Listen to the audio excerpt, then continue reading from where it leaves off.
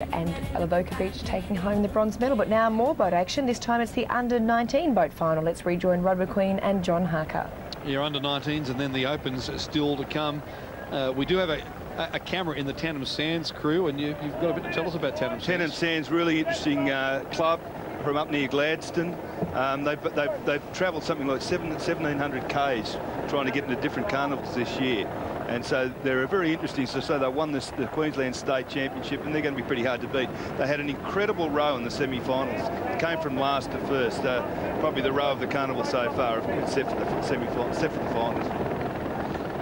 And do you fancy Jan Juck's chances there in the alley next to them? Yeah, now Jan Juck, a great crew, and they're rowing in memory of Mike McKenna, who's a long-time member for the club. They've all got their black armbands on, so I'm sure that's going to be a very emotional one for that. These guys are really wanting to do well for him.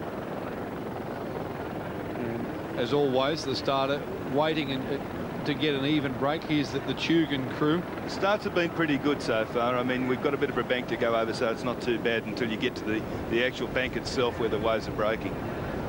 And looking at Swansea Belmont, they've been pretty consistent, but I've got to say they've got a very experienced sweeper, Trevor Dyson, who's been around for ages. And it's going to be interesting to see how they go out of Alley 1. I'll just run through those too, but just looking from the bottom of the screen up, it's McMaster's Beach, Tannum Sands, Jan Juck, Caves Beach, Tugan and Swansea Belmont.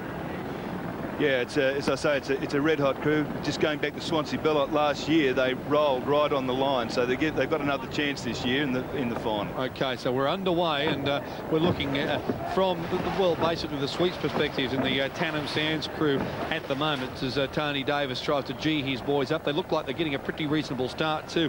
Swansea Belmont getting away well. Caves Beach looks good as well. That's McMaster's on screen at the moment.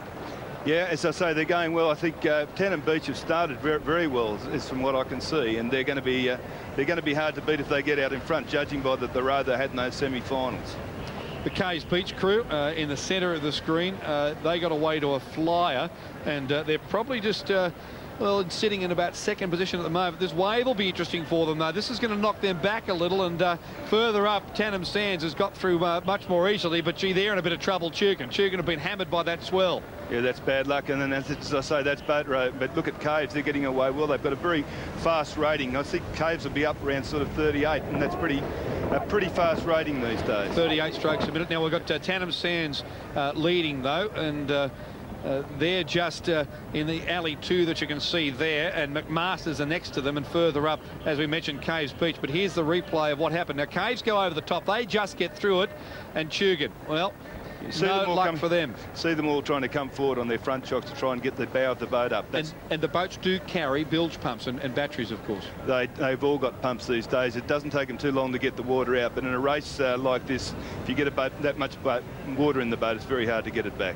So our leaders, Tannum Sands, Tony Davis, that's Regan Dunn there, the stroke that you can see closest on the left. The second stroke is the man next to him, Matt Bellett, and then Joel Sherwood is the second bow, and Brendan Hughes in the bow seat. Of course, rowing in those different seats, you all have important jobs. Yeah, and I think that they've been together now for about 3 years, that crew. Coming up to the buoy turn, this is going to be very important that they can get round there quickly and they can get away on a swell first. They'll get them another boat length lead. Okay, so they're doing very well at the moment. That's a very good buoy turn. They've hardly lost any ground at all.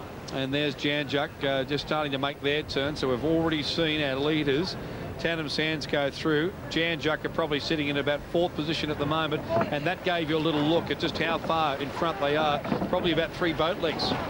Yeah, and that's very good on they came from about 4 boat lengths back in the semi-finals, this crew, and to have that good row before, so they're capable of going on with it. And as I say, unless there's some waves out the back, they're looking pretty good at this stage. Yeah, starting to pick up those little runners and just trying to pull their way down this one.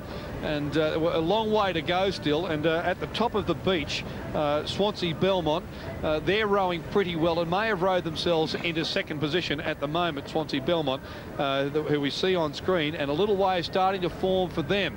So a wave starting to fall for Swansea. Tannum Sands are in a bit of a lull at the moment, but that wave will now, across the beach, come towards them as Swansea Belmont falls off the back of that green swell. Tannum Sands should be able to pull down it. This is the winning wave if they hold it. Okay, they've come aft now. It's going to be interesting to see when this wave hits, how the sweep goes. This is the hardest part now, and he's holed up. He's got the stroke there helping him.